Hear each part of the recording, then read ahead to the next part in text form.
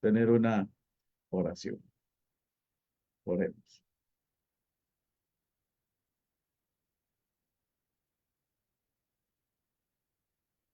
Padre amado, invocamos tu nombre en esta noche, reconociendo que tú eres nuestro Dios y nosotros somos tu pueblo. Y lo hacemos en este momento para pedir la dirección e iluminación de tu Espíritu Santo. Entendemos, oh Dios, que tu conocimiento y sabiduría es infinita, que nuestra mente finita no puede comprender si no es con la dirección de tu Espíritu Santo. Por eso en este momento buscamos esa dependencia de tu Espíritu Santo para que tú nos enseñes lo que tú has revelado en tu palabra para nuestra edificación, para nuestra comprensión de las doctrinas que creemos que son importantes para la vida de la iglesia y para la vida de cada cristiano que compone tu iglesia. Nos encomendamos, Padre Celestial, a tu guía, confiando y creyendo que tu palabra es verdad. Guíanos en esa verdad, en Cristo Jesús. Amén. Amén. Quisiera comenzar la exposición primeramente leyendo el pasaje de Primera de Corintios, capítulo 1, versículos 1 al 3. Primera de Corintios, capítulo 1, versículos 1 al 3.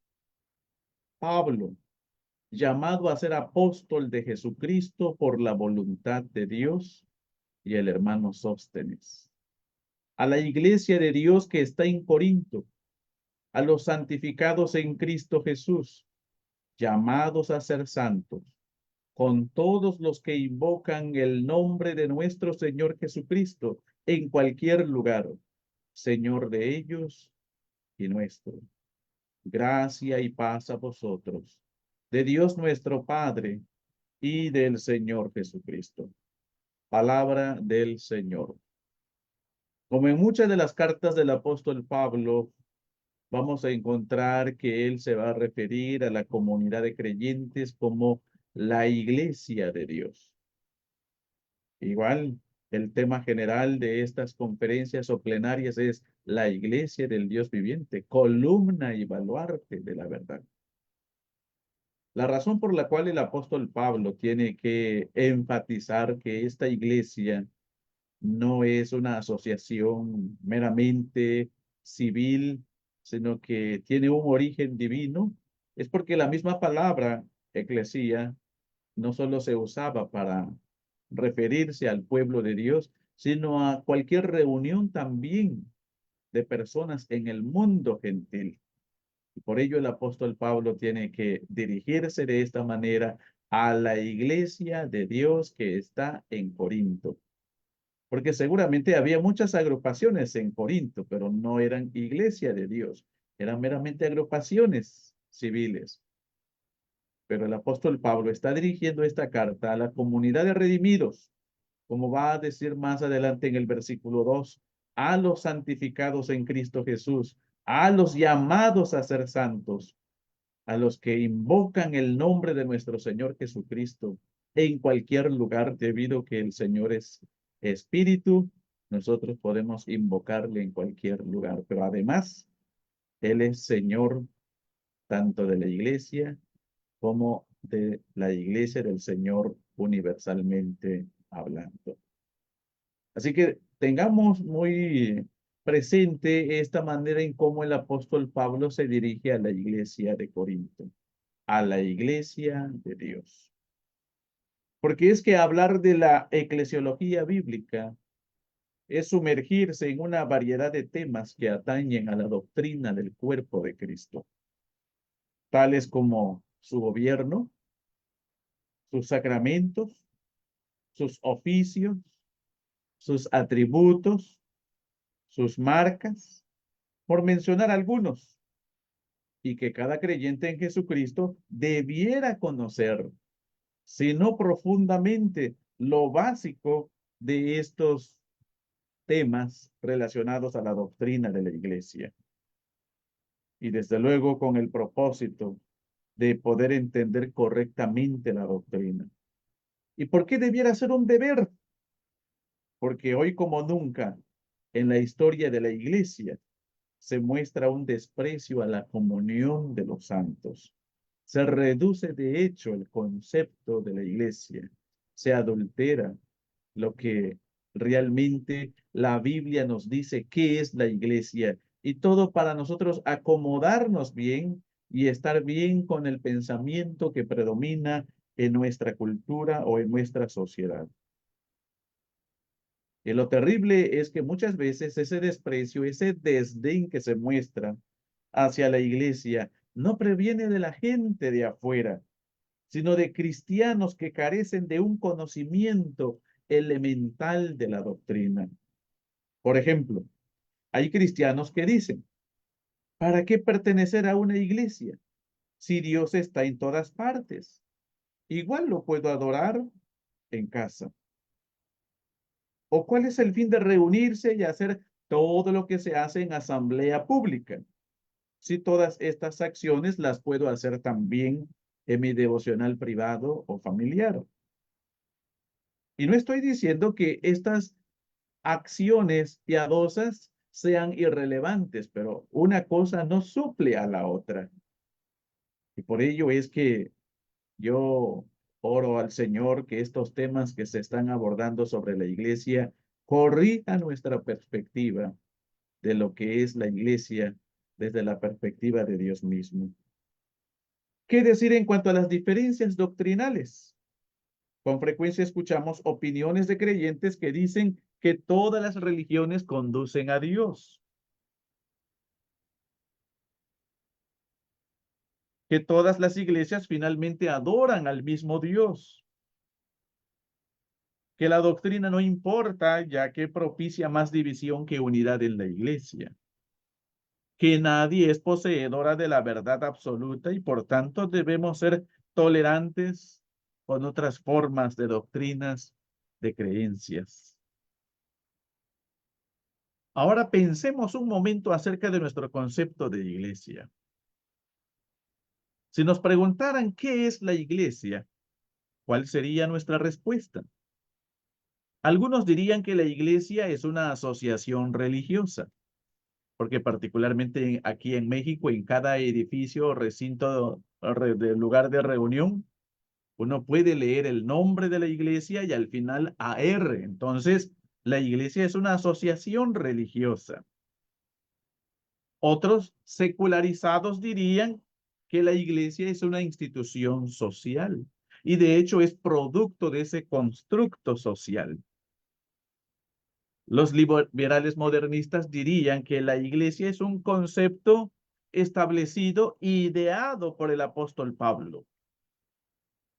Los pietistas, reduccionistas, dirían que la iglesia es un lugar donde se llevan a cabo ciertas actividades religiosas o adorativas. La idea de iglesia entonces es la de un lugar santo, un lugar de adoración, de tal manera que si hay un grupo de creyentes reunidos en casa para adorar, se dice que no son iglesia porque no están adorando en un templo. Y si se tuviera tal lugar, todavía añaden, para ser templo, debe tener atrio, lugar santo y lugar santísimo o santuario. Sobre todas estas distorsiones de lo que es la iglesia, Gerald Nieuwenhuis, un teólogo holandés naturalizado en México, decía, advirtió de estas distorsiones que se promueven en círculos evangélicos. Por equivocado y antibíblico que sea, en algunos círculos evangélicos este concepto está presente. No es difícil imaginar las distorsiones que hace el cristiano al pensar en la iglesia como un lugar al cual recurrir para recibir atenciones divinas especiales. Entonces noten que esto no corresponde al concepto verdadero de lo que es la iglesia. Son distorsiones, son conceptos equivocados o erróneos, distan de ser bíblicos. Hay también quienes identifican a la iglesia como una organización, una jerarquía, una estructura. Este concepto muchas veces va de la mano con cierto concepto de lo que es el gobierno de la iglesia. Aunque es verdad que la iglesia debe tener una estructura y orden, que debe procurar estar bien organizada, y que esto es más claro incluso en las epístolas apostólicas. El problema es querer llevar el concepto más allá de lo autorizado por la palabra. Por ejemplo, hay iglesias que creen que han recibido autorización para redactar nuevas leyes aparte de las reveladas en la Escritura, ya sea para añadir o quitar elementos que debe observar la iglesia del Señor en su marcha, en su vida cristiana y también en ese deber, ¿no?, de adorar. Más aún, hay cuerpos eclesiásticos que creen que estos libros de gobierno, o si no lo creen, por lo menos en la práctica, eso es lo que muestran, puede estar en el mismo nivel de autoridad que las escrituras. Algunos otros los colocan por encima de las escrituras. Y es allí donde uno tiene que ser muy cuidadoso. ¿Por qué? Porque pensar que la iglesia es una organización, una jerarquía y que ha recibido prerrogativas para hacer cambios, para innovar, para quitar o añadir elementos en la adoración, para cambiar los elementos de la cena del Señor, es finalmente un atrevimiento que resulta ser pecaminoso también. ¿Pero por qué lo hacen? Porque creen que ellos han recibido tales prerrogativas del Señor. Porque ellos creen que son llamados a legislar. Porque ellos creen que son llamados a cambiar lo que no se acomode a la iglesia o al pensamiento de ellos mismos. Todas estas formas de pensar son indicadores que nos advierten que algo anda mal en nuestro entendimiento de ser iglesia del Dios viviente, columna y baluarte de la verdad. Y para corregir estas deficiencias de pensamiento, es menester ir a las Escrituras para conocer el origen, para conocer la esencia, para conocer la naturaleza misma de la iglesia del Señor. Por lo tanto, vamos a abordar nuestro tema viendo primeramente por qué la iglesia es una institución divina. ¿Por qué no podemos comparar la iglesia con alguna agrupación social, como un club social, como un partido político? Que la iglesia está más allá de cualquier forma de organización social. ¿Sobre qué bases se establecen que la iglesia es de institución divina? Número uno, la iglesia es institución divina porque Dios es quien eligió en la eternidad a los que han de pertenecer a su iglesia y en el tiempo Él los llama eficazmente por su palabra y espíritu. La iglesia es una institución divina porque Dios es quien elige, Dios es quien llama. Romanos capítulo 10, versículos 22 al 24, 26, dice la palabra. ¿Y qué? Si Dios, queriendo mostrar su ira y hacer notorio su poder, soportó con mucha paciencia los vasos de ira preparados para destrucción, y para hacer notorias las riquezas de su gloria, las mostró para con los vasos de misericordia, que Él preparó de antemano para gloria, a los cuales también ha llamado, ha preparado, ha llamado. Esto es, a nosotros, no solo de los judíos, sino también de los gentiles, como también en Oseas dice, llamaré pueblo mío al que no era mi pueblo, y a la no amada, amada. Y en el lugar donde se les dijo, vosotros no sois pueblo mío, allí serán llamados hijos del Dios viviente. Como podemos ver, a la luz de estos versículos de las Escrituras, Dios es quien nos eligió. Preparó de antemano para su gloria los vasos de misericordia. Pero también Dios es quien nos llamó, ¿sí? Nos llamó para ser parte de su pueblo. Aquí está el concepto de iglesia también. Llamaré pueblo mío al que no era mi pueblo y a la no amada, amada. Allí serán llamados hijos del Dios viviente. Cuán importante es que tengamos siempre presente las palabras originales que nos dan suficiente luz de lo que es la iglesia, pero sobre todo, ¿quién es el que llama? Recuerden que hay dos palabras, bueno, hay cuatro palabras, pero las que vamos a referirnos el día de hoy es esa palabra hebrea kahal, que es igual a convocar, y eclesía, llamar fuera. Y en este llamado que el hombre pecador recibe, lo recibe poderosa y eficaz, soberanamente de Dios. Hechos capítulo 2, versículo 39 dice, porque para vosotros es la promesa y para vuestros hijos y para todos los que están lejos, para cuantos el Señor nuestro Dios llamare. Dios es el que llama. Él eligió, Él llama. Y por lo tanto, el hombre pecador acude al llamado en quebrantamiento, en arrepentimiento y en plena confianza que la obra de Cristo en la cruz hecha a su favor es eficaz para limpiarle de toda maldad, para ser justificado, ser adoptado y ser santificado.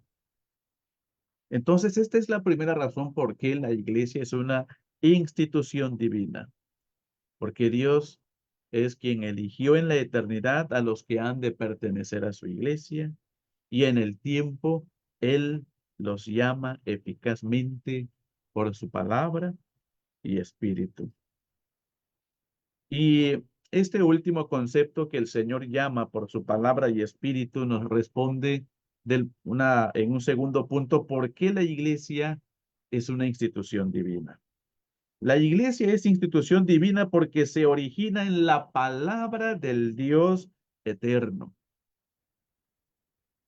La iglesia se origina en la palabra eterna, en la palabra viva, en la palabra decretiva de Dios. Tanto la tesis de Berna de 1528, así como el catecismo de Heidelberg, afirman que la iglesia existe por la palabra y para la palabra. Ella es edificada sobre la palabra de Dios. Y aquí les comparto que en lo particular me agrada la conclusión a la cual llega el pastor Luis Manuel Beuchim en su libro sobre la eclesiología, ciertamente, que él resume este origen de la iglesia por la palabra, que la iglesia existe por la palabra y para la palabra, con esta afirmación que la iglesia es logocéntrica.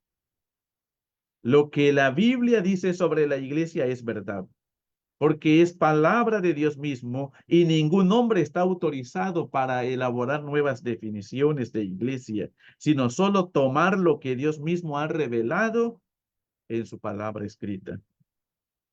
Podemos muy bien afirmar, basado en la primera marca de la iglesia, donde se predica la palabra fielmente, allí hay iglesia verdadera, porque la Biblia y la iglesia son definiciones y conceptos inseparables, están relacionados.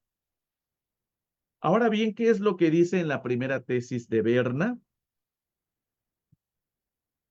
La Santa Iglesia Cristiana, cuya única cabeza es Cristo, nació de la palabra de Dios. Ella permanecerá en su palabra y no escuchará la voz de extraños. Esta afirmación, ¿qué significa? Que lo que garantiza la existencia, lo que garantiza la permanencia de la iglesia no es su estructura, no es su buena organización, no es su buen nombre, no es el lugar donde esté ubicado o establecido, no son sus edificios, no son sus métodos o estrategias de crecimiento, sino fundamental y solamente la palabra de Dios. Con esto no quiero decir que la buena organización de la iglesia no sea importante, pero otra vez debemos cuidarnos de no poner demasiado énfasis en ella, de tal manera que desplacemos la palabra o escritura divina y en su lugar tengan primacía los libros de gobierno y sus respectivos cuerpos que a menudo se contradicen. Que sobre las escrituras reinen las estrategias, los métodos de crecimiento y nos olvidemos que el que da el crecimiento, el que añade a la iglesia los que han de ser salvos, es Cristo y lo hace por medio de la predicación de la palabra. Lo hace a través del llamamiento externo, que es la predicación de la palabra, y el llamamiento interno, que es esa obra del Espíritu Santo, aplicando esa palabra predicada al corazón del hombre. Solo Dios es quien tiene ese poder de dar crecimiento a la iglesia. Es su prerrogativa, no nuestra. Pero cuán a menudo nos olvidamos de este principio bíblico y fácilmente nos dejamos seducir por el pecado de los números, es decir, de crecer por crecer numéricamente, llevando a la iglesia a tener más falsos cristianos en sus filas que vidas genuinamente transformadas y convertidas. George Prasler dice, esta actitud obliga a los fieles a orientarse nuevamente cada vez hacia lo que realmente es la palabra de Dios. Según las tesis de Berna, la palabra de Dios está estrechamente vinculada con la Biblia. Solo en ella se reconoce la voluntad de Dios. A través de ella hay que examinar lo que es o no es válido para la iglesia. Si la iglesia nació de la palabra de Dios, no depende de ninguna otra cosa. Por lo menos no depende de ningún hombre, ni de ninguna autoridad clerical, ni de ningún príncipe. Entonces, recordemos esto, que la iglesia es una institución divina porque nace de la palabra, se sostiene con la palabra, se sustenta con la palabra y es edificada, santificada con la palabra. El Catecismo de Heidelberg en su pregunta 54 dice, ¿qué crees de la Santa Iglesia Cristiana Católica? Y la respuesta es que el Hijo de Dios, desde el principio hasta el fin del mundo, de todo el género humano, congrega, guarda y protege para sí, por su espíritu y su palabra, en la unidad de la verdadera fe, una comunidad elegida para la vida eterna, de la cual yo soy un miembro vivo y permaneceré para siempre. Noten que también acá podemos ver que el llamado, así como la preservación de los creyentes, es por el Espíritu y la palabra divina, la palabra que es viva y eficaz, cual espada de dos filos, dice el autor a los Hebreos. Pero un pasaje que nos muestra claramente estas declaraciones doctrinales tocante al origen divino de la iglesia, que se origina en la palabra, es Isaías capítulo 56, versículos 19 al 21. Y temerán desde el occidente el nombre de Jehová, y desde el nacimiento del sol su gloria, porque vendrá el enemigo como río, mas el Espíritu de Jehová levantará bandera contra él. Y vendrá el Redentor a Sión, y a los que se volvieren de la iniquidad en Jacob, dice Jehová, y este será mi pacto con ellos, dijo Jehová. El espíritu mío que está sobre ti y mis palabras que puse en tu boca no faltarán de tu boca, ni de la boca de tus hijos, ni de la boca de los hijos de tus hijos, dijo Jehová, desde ahora y para siempre. ¿Cómo se ha mantenido la iglesia a través de los siglos, a través de la historia? No solo a partir de que Cristo viene al mundo. La iglesia tiene sus orígenes desde el mismo Génesis. ¿Cómo se ha mantenido? A través de la palabra de Dios. La palabra de Dios sostiene, vivifica, fortalece y es transmitida de generación en generación. Entonces, esta es la segunda razón del por qué la iglesia es una institución divina, porque se origina en la palabra del Dios eterno. Y por ello, nosotros debemos buscar depender siempre de esta fuente inagotable de vida, de conocimiento, de sabiduría, que es la palabra de Dios.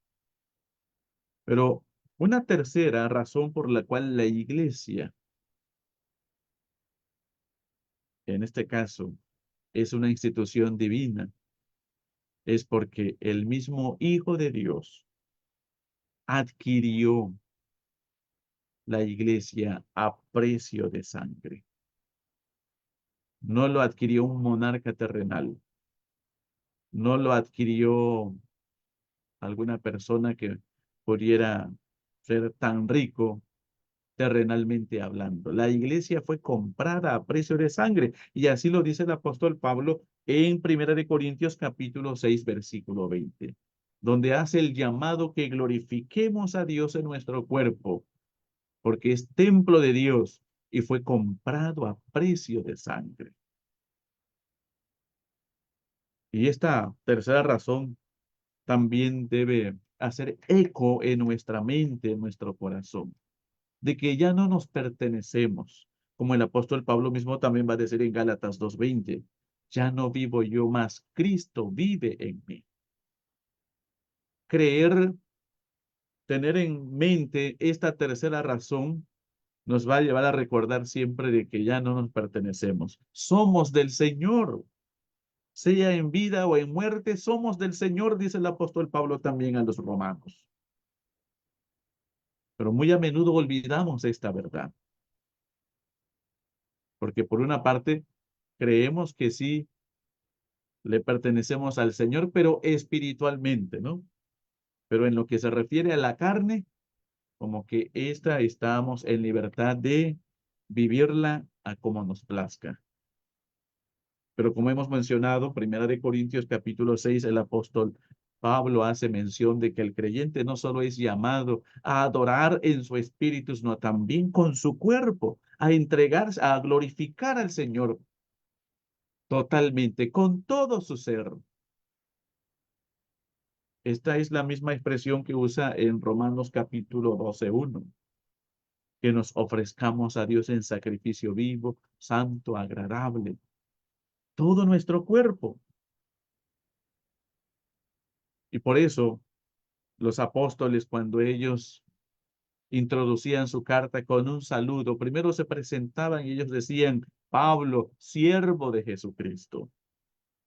Y la palabra siervo significaba de que ellos ya no se pertenecían a sí mismos, que eran del Señor y que estaban a la disposición del Señor, que no estaban a la disposición de cualquier rey, sino del Rey de Reyes y Señor de Señores, el mismísimo Hijo de Dios que vino y nos rescató.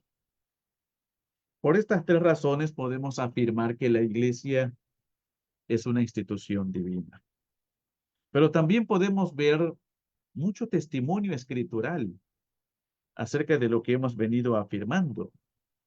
Y voy a leer algunos pasajes bíblicos sin entrar en explicación, sino solo subrayar las frases con las cuales la palabra hace referencia a la iglesia. Ya leímos, por ejemplo, 1 Corintios capítulo 1, versículo 2, donde el apóstol Pablo se dirige a la iglesia de Corinto como la iglesia de Dios. Si es la iglesia de Dios, entonces esa iglesia, junto con la iglesia universal, la iglesia católica, es de institución divina. 1 Corintios capítulo 3, versículos 16 al 17 dice, ¿No sabéis que sois templo de Dios y que el Espíritu de Dios mora en vosotros? Si alguno destruyere el templo de Dios, Dios le destruirá a él, porque el templo de Dios, el cual sois vosotros, santo es.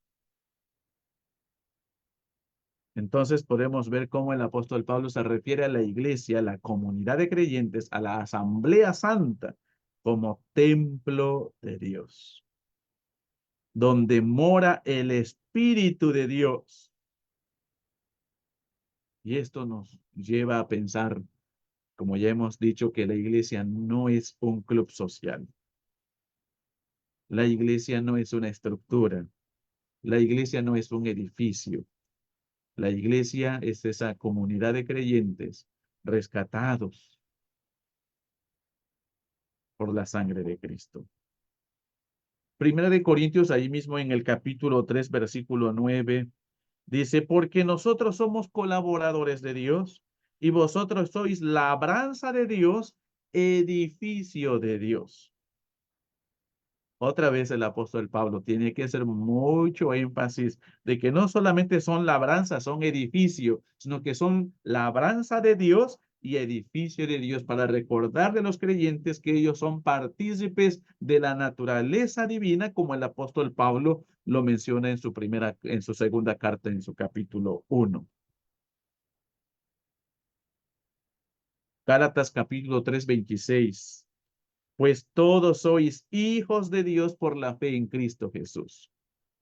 Todos los que forman parte de la iglesia del Señor son hijos de Dios. Y si son hijos de Dios, entonces, en este sentido, a la iglesia a la cual pertenecen es una institución no solamente santa, sino también divina. Allí mismo en Gálatas capítulo 4, 26. Mas la Jerusalén de arriba, la cual es madre de todos nosotros, es libre. En relación con estas palabras, también leemos en Isaías 63, 66, versículo 13, como aquel a quien consuela a su madre, así os consolaré yo a vosotros, y en Jerusalén tomaréis consuelo. Apocalipsis 21, 2 al 3. Y yo, Juan, vi la santa ciudad, la nueva Jerusalén, descender del cielo, de Dios, del cielo, de Dios, dispuesta como una esposa ataviada para su marido. Y oí una gran voz del cielo que decía, He aquí el tabernáculo de Dios con los hombres, y él morará con ellos, y ellos serán su pueblo, y Dios mismo estará con ellos como su Dios. Aquí podemos ver cómo la iglesia es presentada como la Jerusalén celestial, como la madre de los creyentes y que tiene su origen en Dios. Primera de Pedro capítulo 2 versículo 9 al 10. Mas vosotros sois linaje escogido, real sacerdocio, nación santa, pueblo adquirido por Dios. Pueblo adquirido por Dios, para que anunciéis las virtudes de aquel que os llamó de las tinieblas a su luz admirable. Noten que aquí encontramos la doctrina de la elección, pueblo, linaje escogido, y luego la doctrina del llamamiento eficaz, llamados de las tinieblas a su luz admirable. Pero el concepto que deseo destacar es que nosotros somos pueblo adquirido por Dios. Y si somos adquiridos por Dios es porque Él nos escogió y Él nos llamó. Su Hijo pagó el rescate para que nosotros pudiéramos ser llamados a pertenecer al cuerpo de Cristo que es la iglesia. Efesios 1, versículos 4 al 6 dice, según nos escogió en Él antes de la fundación del mundo, para que fuésemos santos y sin mancha delante de Él, en amor, habiéndonos predestinado para ser adoptados hijos suyos por medio de Jesucristo, según el puro afecto de su voluntad, para alabanza de la gloria de su gracia, con la cual nos hizo aceptos en el amado. Aquí podemos ver que todos los que pertenecen a la iglesia misma como comunidad redimida, somos escogidos, adoptados de Dios por medio de Jesucristo. Y nuevamente quien interviene es Dios, es el Hijo, es el Espíritu Santo. Ninguna persona meramente humana, caída igual que nosotros, puede hacer algo por nuestra salvación, por nuestra reconciliación con Dios, o para ayudarnos a pertenecer a la iglesia. Usted puede buscar influencias aquí terrenales para pertenecer a algún partido, alguna asociación civil o cualquier tipo de agrupación, pero para pertenecer a la iglesia del Señor, las tres divinas personas deben intervenir. No lo puede hacer por su propia cuenta. Y por último, Efesios 2:19. Así que ya no sois extranjeros ni advenedizos, sino conciudadanos de los santos y miembros de la familia de Dios. La iglesia es la familia de Dios y es una familia espiritual, es una familia divina. ¿Por qué? Porque tenemos un Padre, tenemos un Señor, tenemos un Espíritu, que en este caso es Dios mismo, que nos hace partícipes, nos hace miembros de esa gran familia, de esa familia santa.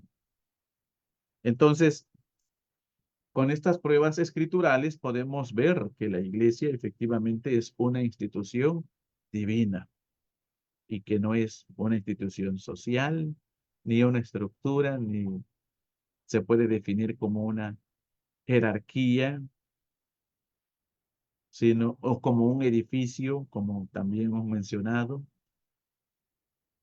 La iglesia es una iglesia viva, tal cual lo leemos en la carta del apóstol Pablo a Timoteo en su primera carta. Iglesia del Dios viviente. Y si nuestro Dios es un Dios vivo, la iglesia también es viva porque tiene su origen en Dios. Pasamos al último punto, considerando por qué la iglesia es una institución espiritual. Que aunque institución divina y espiritual pareciera lo mismo, lo cierto es que tienen sus diferencias, ¿no? Tienen sus puntos, digamos que se relacionan, pero igual algunos aspectos más que debemos considerar para entender por qué la iglesia es una institución espiritual. En primer lugar, la iglesia es una institución espiritual porque su esencia es espiritual. La iglesia es una institución espiritual porque su esencia es espiritual. Y en este punto deseo compartir un extracto del libro de mi estimado pastor y maestro Luis Manuel Beuchim, en ese libro que él escribió, que por cierto también lo recomiendo, La Iglesia, Esencia, Gobierno y Poder Espiritual. Cito textualmente su libro. La Biblia revela que la esencia de la iglesia es espiritual, porque es el Espíritu Santo por medio de su palabra quien engendra la nueva vida en Cristo. Por eso es espiritual. Él es quien provoca la fe para salvación en ellos. Es Él quien los guía a toda verdad y los santifica. Es Él quien los llama a existir para formar una nueva comunidad de un corazón, de un alma. Es Él quien los une para ser un cuerpo y un espíritu. Es Él quien los funda en la palabra y los edifica para hacer su morada. En síntesis, la realidad teológica revelada es de una santa comunión de todos los siervos santos en un solo cuerpo, la iglesia, para hacer de Cristo su cabeza en todos los tiempos y en todos los espacios creados por Dios. Esta es la esencia espiritual y sublime creada por el Espíritu y su palabra. Por lo tanto, Los elementos esenciales para que la iglesia sea lo que debe de ser son el Espíritu Santo y su palabra. Si estos son separados o desarraigados por completo de la iglesia, ella deja de ser lo que debe ser. También en la Biblia encontramos algunas analogías que comunican su esencia, como son el cuerpo de Cristo, el templo del Espíritu Santo, la Jerusalén de arriba, la nueva Jerusalén y columna y baluarte de la verdad. Sin embargo, la operación del Espíritu en el hombre es invisible a nuestros ojos físicos, haciendo imposible determinar por nosotros quién pertenece a la iglesia y quién no. Me parece que estas afirmaciones nos ilustran, nos enseñan en qué consiste la naturaleza esencial o la esencia, perdón, la esencia espiritual de la iglesia, de que todo proviene del Espíritu Santo. El Espíritu Santo llama, el Espíritu Santo aplica la obra de Cristo en el corazón del pecador. El Espíritu Santo nos santifica aplicando las verdades bíblicas a la vida de cada creyente, de cada miembro de la iglesia. No podemos entonces separar ni al Espíritu Santo ni las Escrituras del ser de la iglesia. Porque si se separa, o como hemos leído, desarraigamos por completo al Espíritu Santo y a la palabra, dejamos de ser lo que debemos ser, iglesia del Señor. Una iglesia puede tener todo lo que a los ojos humanos puede ser llamativo o atractivo. Un edificio suntuoso, una mega membresía, un estado financiero sólido, pero si carece de su esencia, está en la misma condición que la iglesia de Sardis, como Cristo mismo dice en Apocalipsis capítulo 3:1. Tienes nombre de que vives, pero estás muerto. O como la iglesia de la Odisea, tú dices que eres rico, que tienes todo y que no tienes necesidad de nada, pero eres un desventurado, ciego, pobre, desnudo. Toda iglesia que se desentiende de la palabra, se desentiende de la persona del Espíritu Santo, quien nos conduce a toda verdad, que abre nuestro entendimiento para comprender la palabra, que nos recuerda todo lo que Cristo nos ha enseñado. Finalmente no es iglesia. Puede ser llamarse iglesia porque tiene el nombre rotulado en sus edificios, pero está lejos de ser verdadera iglesia. En segundo lugar, la iglesia es una institución espiritual porque su gobierno es espiritual.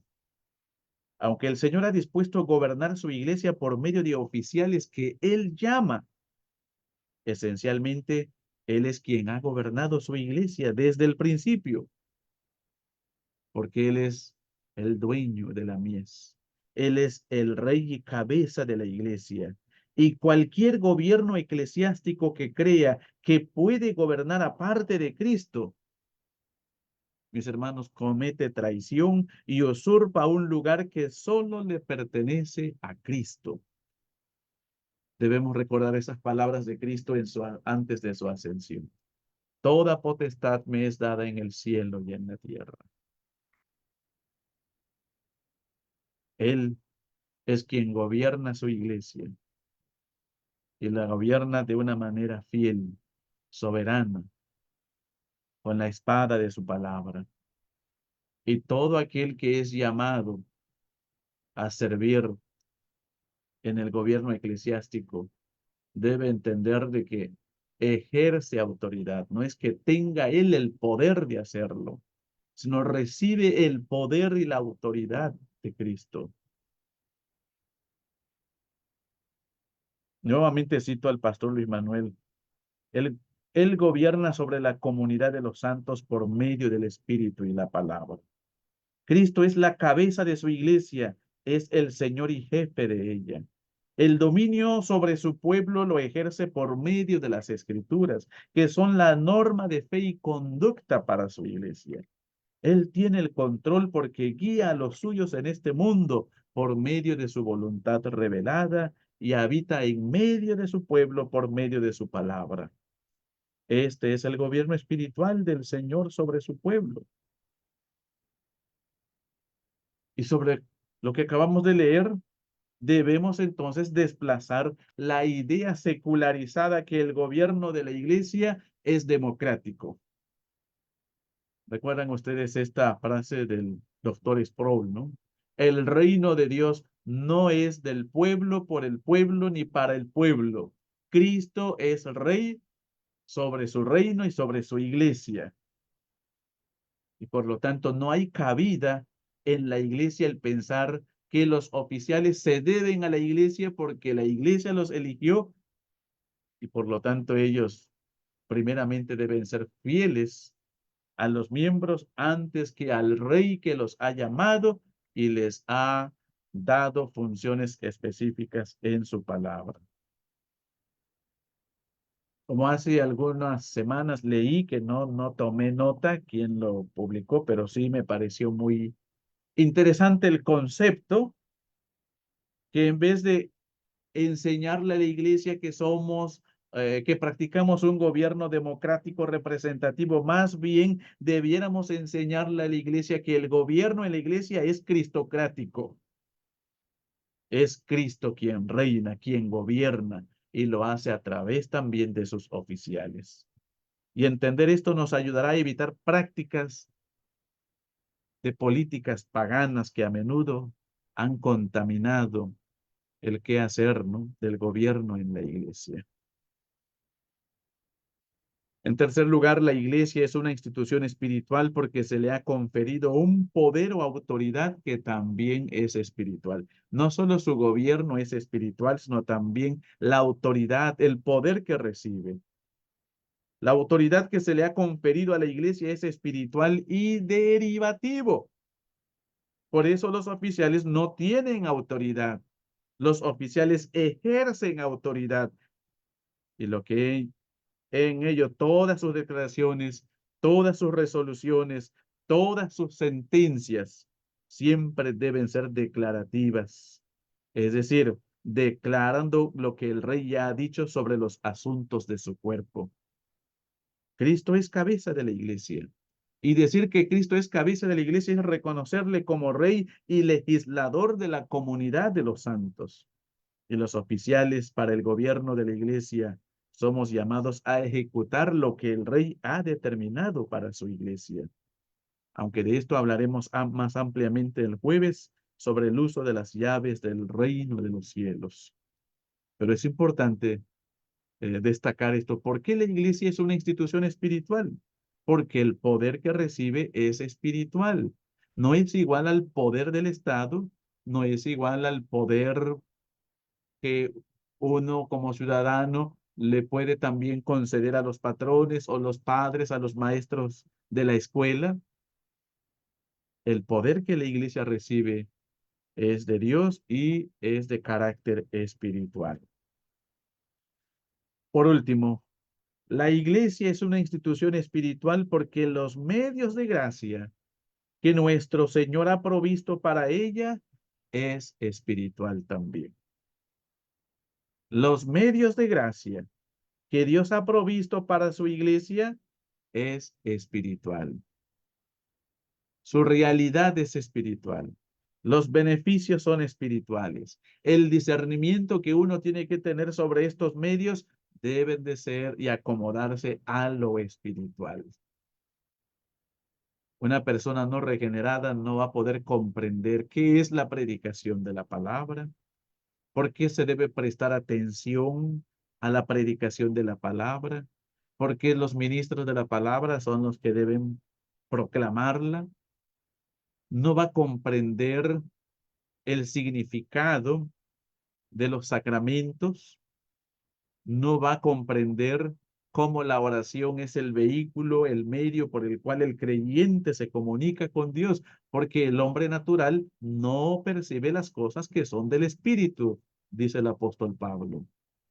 En cambio, el espiritual juzga todas las cosas. El espiritual discierne todas las cosas. Y hablamos de que son medios de gracia espirituales porque nos son provistos por el Espíritu también. Y precisamente aquí nos detenemos a considerar, ¿no? Esta implicación del por qué los medios de gracia son espirituales, o como ya hemos considerado, por qué el poder o la autoridad es espiritual, el gobierno es espiritual, la esencia es espiritual, porque todos provienen del Espíritu Santo. Y lo que proviene del Espíritu Santo ya nos ha sido dado en la palabra de Dios. Y por ello es que desechamos todas aquellas cosas que se quieren introducir en la doctrina, en la práctica, que son meras invenciones humanas. Porque todo lo que la iglesia recibe es de naturaleza espiritual porque proviene del Espíritu Santo. Los medios de gracia son la predicación de la palabra, los sacramentos y la oración. Nuestros estándares de fe de Westminster, particularmente el Catecismo Mayor, nos aclara la esencia espiritual de los medios de gracia. Por ejemplo, la predicación de la palabra. En la pregunta 155 de nuestro Catecismo Mayor dice, ¿cómo es hecha eficaz la palabra para salvación?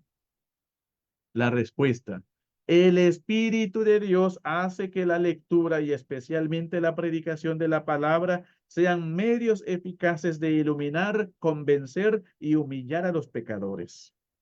Y continúa más extendiéndose la respuesta.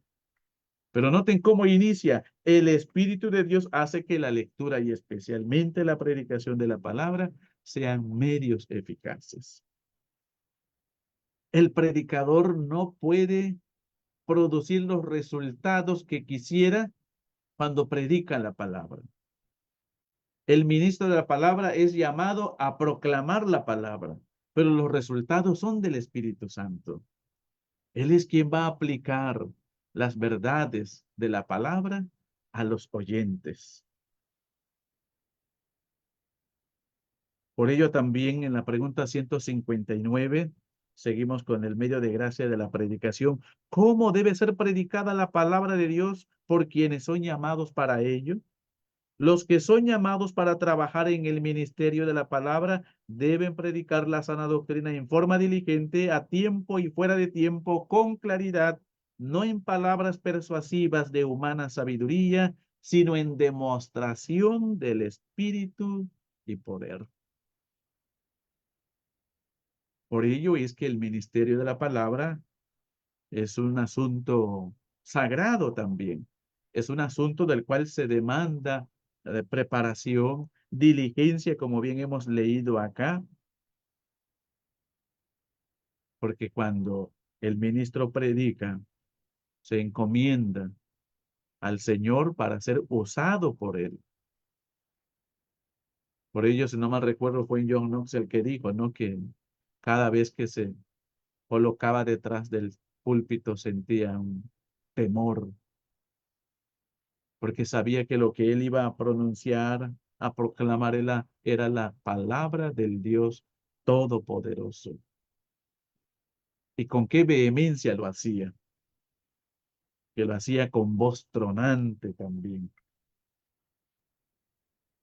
En la pregunta 160, continuando con este medio de gracia, dice, ¿qué se exige de quienes escuchan la predicación de la palabra de Dios? De los que escuchan la predicación de la palabra de Dios, se exige que asistan a escucharla con diligencia, preparación y oración, examinen lo que escuchan por medio de las Escrituras, reciban la verdad con fe, amor, humildad y prontitud de mente, como la palabra de Dios. Mediten y hablen de ella, la guarden en sus corazones y demuestren en sus vidas los frutos de ella.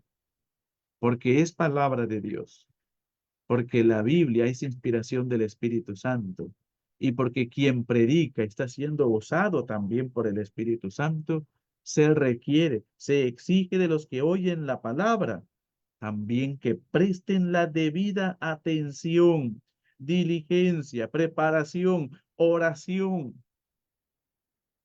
Una de las cosas que nosotros debemos enseñarle a la iglesia es que precisamente antes de que llegue el día del Señor, la iglesia esté orando por sus ministros, porque el Señor los use en la predicación de la palabra. Pero muchas veces la iglesia lo que hace es solamente señalar, criticar, pero en el peor de los casos, en el tiempo de la predicación, dormirse, bostezar, salirse, porque cree que el que está predicando no es digno de ser escuchado. Cuando debemos recordar que los ministros somos simplemente heraldos, que transmitimos el mensaje de Dios. También hablamos de los medios de gracia como medios de gracia espirituales en el tema de los sacramentos. Pregunta 161 del mismo Catecismo Mayor. ¿Cómo llegan a ser los sacramentos medios eficaces de salvación? Los sacramentos llegan a ser medios eficaces de salvación no por algún poder que haya en sí mismos o por alguna virtud derivada de la piedad o intención de quienes los administran, sino solamente por la obra del Espíritu Santo y la bendición de Cristo por quien fueron instituidos. Los sacramentos son un medio de gracia, pero su esencia también es espiritual. Y quien aplica en este sentido los beneficios del sacramento del bautismo o de la Santa Cena es el Espíritu Santo, es obra solamente del Espíritu Santo. Y Él lo puede hacer antes, durante o después que uno ha participado del sacramento también. En este sentido, el Espíritu Santo no está atado al ministro, ¿no? Que está ah, celebrando, administrando el sacramento. Pero lo que debemos destacar es que también los sacramentos son medio de gracias espirituales y por eso la iglesia es una institución espiritual porque Dios le ha provisto de medios de gracia espirituales. Y por último, la oración. ¿Qué es la oración? Pregunta 178. La oración es un ofrecimiento de nuestros deseos a Dios en el nombre de Cristo por la ayuda del Espíritu Santo, con confesión de nuestros pecados y reconocimiento agradecido de sus misericordias. Hasta cuando oramos, no oramos por nuestra propia cuenta. Cuando oramos, no llega nuestra oración delante del trono de Dios de la manera en cómo nosotros la dirigimos. El apóstol Pablo dice en Efesios capítulo 3 que qué hemos de pedir como conviene, no lo sabemos, pero el Espíritu de Dios gime con gemidos indecibles. Así que cuando oramos, el Espíritu Santo nos ayuda también en nuestras oraciones. Como podemos ver, amados hermanos, los medios de gracia son de naturaleza espiritual. Por tanto, se requiere que los que participan disciernan espiritualmente para que les sea provechoso. Y es de esta manera como podemos ver los fundamentos de la iglesia como institución divina e institución espiritual. Y a modo de conclusión, un llamado. Un llamado a recobrar el concepto bíblico de lo que es la iglesia, a quién le pertenece, porque muchas iglesias muchas veces se identifican más por apellidos, por clanes, por tribus,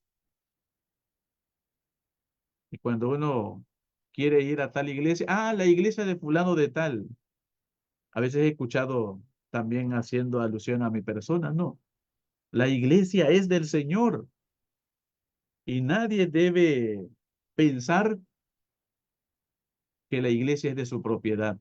porque la recibió de sus familiares, de sus padres, de sus abuelos. Solo a Cristo le pertenece. Y por lo tanto, Él es quien gobierna sobre ella. Él es quien da leyes para que la iglesia cumpla su misión en este mundo. Y Él les provee los medios para que la iglesia pueda subsistir y confirmar su unión con Cristo y su comunión con los santos. Ya que por lo general estamos inclinados a aplicar la idea, ¿no?, de institución social, empresarial, de club de entretenimiento a la iglesia, lo que nos lleva también a pensar en métodos meramente seculares o humanistas, en conceptos meramente filosóficos que se apartan de la verdad de la Biblia. Lo que se desea subrayar es que la iglesia no debe ser una copia al carbón de las agrupaciones sociales. La iglesia debe, en este sentido, manifestar su esencia divina, espiritual, y recordar que el Señor reina sobre ella. La iglesia es distinta a las instituciones del mundo porque es espiritual, porque es divina. La iglesia tiene su origen por la palabra de Dios y es gobernada por Cristo por medio de su espíritu, por medio de su palabra. Dios quiera entonces, estimados alumnos y también quienes han seguido esta transmisión, podamos darnos a la tarea de purificar, de filtrar nuestros conceptos acerca de la iglesia, porque sin duda que hemos sido influenciados por pensamientos modernos y eso ha hecho que no seamos lo que debamos ser, ¿no? Iglesia del Señor, iglesia del Dios viviente. Pero el Señor ha tenido misericordia de nosotros y debemos ver que estas conferencias, estas ponencias no son eh, actividades meramente académicas, sino que también tiene el propósito de instruir al pueblo del Señor para que nos demos a la tarea de revisar nuestros conceptos y recobrar el concepto bíblico de lo que es la iglesia de Cristo. Oremos. Padre Celestial, agradecemos por la enseñanza que tú has permitido que tu siervo te habla, comparta en este momento. Sabemos, oh Dios, que mientras vivimos en este mundo no podemos ser una iglesia perfecta. Las iglesias que han formado parte de esa iglesia universal, algunas veces han sido puras, otras veces han sido menos puras. Pero en nuestro peregrinar también podemos ver cómo tu Espíritu Santo lleva cautivo nuestro pensamiento a la obediencia de tu Hijo Jesucristo, a pensar y a creer de manera bíblica y no de acuerdo a las opiniones humanas. Por ello, oh Dios, oramos para que tu Espíritu Santo siga haciendo la obra en cada creyente, en cada congregación local, en la iglesia del Señor, de tu Hijo Jesucristo en el mundo, para que en este proceso de santificación vayamos siendo preparados para el día de Jesucristo, siendo perfeccionados para ese día de nuestra glorificación. Te damos gracias, oh Dios, por este tiempo, por la vida de cada uno de los que han escuchado esta enseñanza. Y oramos por la academia, para que también, oh Dios, sigas dirigiendo, sigas proveyendo de lo que ella necesita para mantenerse como la escuela de profetas, para equipar, para preparar a aquellos que deseen servirte en el ministerio de la predicación de la palabra, en el ministerio del gobierno de la iglesia e incluso del servicio en tu iglesia también. Por Cristo Jesús nuestro Señor. Amén. Amén. Le agradezco mucho, hermano pastor, por la ponencia. Definitivamente, como mencionan algunos en los comentarios, tanto aquí en el chat como en las redes sociales, su exposición ha sido basada en la palabra del Señor y ha sido de mucha edificación para los que lo hemos escuchado. Tal vez, hermano, me permitirá un par de preguntas de parte de los hermanos que escribieron.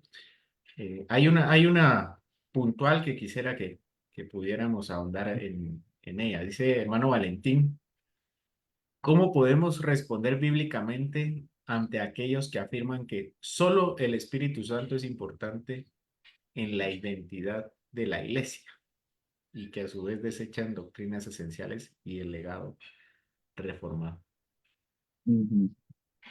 Bueno, creo que el pasaje que leímos de Isaías, Isaías capítulo 59, nos da la respuesta de que no solo el Espíritu Santo es indispensable para la existencia y permanencia de la iglesia, sino también la palabra que el mismo Espíritu Santo ha inspirado.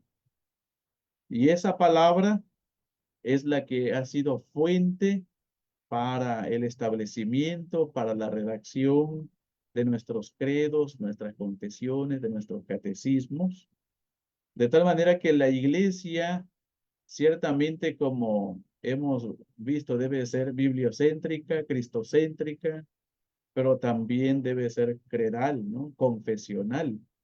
Y una iglesia que desecha la doctrina que fueron formuladas en tiempos pasados por personas igual fieles, preparadas, am, eh, interesadas, y yo creo que con un vivo celo, ¿no? Por la pureza de la iglesia y del evangelio, se dieron a la tarea de redactar, ¿no? Esos documentos de fe que nos sirven a nosotros como cerco, nos sirven como cerco para que no nos apartemos de la verdad escritural como tal, ¿no? Entonces, creo que ese es un pasaje que hace rato leímos de Isaías capítulo 59, donde el Señor promete su Espíritu Santo y su palabra que sería transmitida de generación en generación. Si no hay palabra, si no está el Espíritu Santo, si está ausente la doctrina bíblica, entonces podemos poner en duda, ¿no? En este sentido, la identidad de la iglesia como tal, como iglesia del Señor. Recordemos también que estos mismos problemas fueron los que vivieron o enfrentaron las iglesias de Asia Menor, por las cuales el Señor amonestó y el Señor los llamó al arrepentimiento, ¿no? Porque se habían descuidado la doctrina y habían permitido que entraran otras doctrinas ajenas a las escrituras. Sirven. Gracias, hermano. Y si me permite también agregar, Adelante, adelante. la labor del Espíritu Santo consiste también en recordar las palabras de Jesucristo. Exactamente. Entonces, el desarrollo de la doctrina o de la dogmática, como decían antes, corresponde también a la obra del Espíritu Santo, respondiendo ante situaciones o doctrinas emergentes en el transcurso de la historia de la Iglesia. Entonces, no podemos desechar el legado de la historia porque es el legado del Espíritu Santo. Por eso alguien muy bien dijo que el libro de los Hechos de los Apóstoles debería ser llamado el Evangelio del Espíritu Santo o los Hechos del Espíritu Santo, que es la obra de él en la vida de su pueblo, como sellado en sus corazones. Así es. Aunque también creo que es importante, ¿no? En lo que ha contribuido en la respuesta, hacer la diferencia, ¿no? Entre lo que ya inspiró el Espíritu Santo y la tarea de iluminación que sigue haciendo el Espíritu Santo, ¿no? En la vida de los creyentes y de los que son fieles estudiosos de las Escrituras. Así Sí, es, pastor. hermano. Ahí en la parte de la bibliología, distinguir entre iluminación y Exacto. revelación o inspiración. Inspiración. Exacto. Gracias, hermano. Bueno, nosotros damos por terminada esta sesión. Yo les agradezco su sintonía, les agradezco haberse conectado. Espero que el Señor haya tocado su corazón en el sentido bíblico de la palabra y que nuestro hermano haya sido utilizado poderosamente para llevar su palabra a través de este medio. Entonces, sin más palabras, yo le agradezco también a usted, hermano, y les deseo una feliz noche. Espero verlos mañana también en el segundo día de conferencias. Gracias y paz, hermanos. Gracias y paz. Buen descanso.